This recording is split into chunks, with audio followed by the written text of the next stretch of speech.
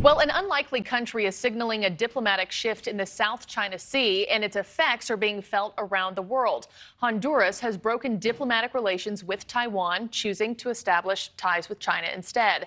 The country's decision comes as tensions between the United States and China reach a fevered pitch.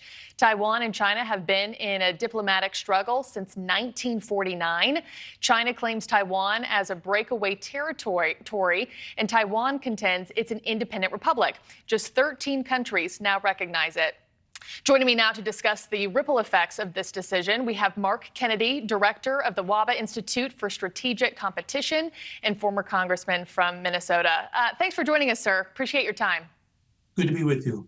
So Honduras's latest action is just another example of China's increasing diplomatic pull around the world, right? So how should the United States react to this news? Well, it should recognize that this is an example of China's increased sway. Part of it comes from their putting more money into financing infrastructure around the world, including in Honduras with their Belt and Road Initiative. And I don't think that America, although we're trying to do more, has done enough. These are types of situations where America's entities that provide such financing make money, and yet we're still smaller than comparable entities in Japan, Europe, much less China. So this is a sign that America really needs to up its game in terms of engaging around the world. Yeah, I was going to say, should we be worried about this? We should be worried, as not so much that Honduras is going to make a meaningful outcome in whatever kind of tension there is between Taiwan and China, but it's a reflection of the fact that we have a peer competitor economically, diplomatically, and within 1,000 miles of China militarily. So this is a sign, another sign of many, that America really is in strategic competition with a peer competitor and needs to pay attention. And Mark, as you know, money is a big factor in Honduras's decision here. How is China using investments across the world to further its influence? Well, they are meeting the needs of developing countries around the world with their infrastructure. America has active entities to do this, but if you look at the scale of what they're doing relative to what we are doing, it's not nearly enough. We've joined together with our G7 partners in a partnership for global infrastructure and investment to try to do more, and that effort is ongoing, but this is a sign that we need to do even more. And the Taiwanese president will travel to Guatemala. He'll go to Belize later on this week. So the timing of this announcement seems rather intentional. What, in your eyes, what's the overall message here? The overall message is that China is toe-to-toe. I would guess that the timing is not coincidental.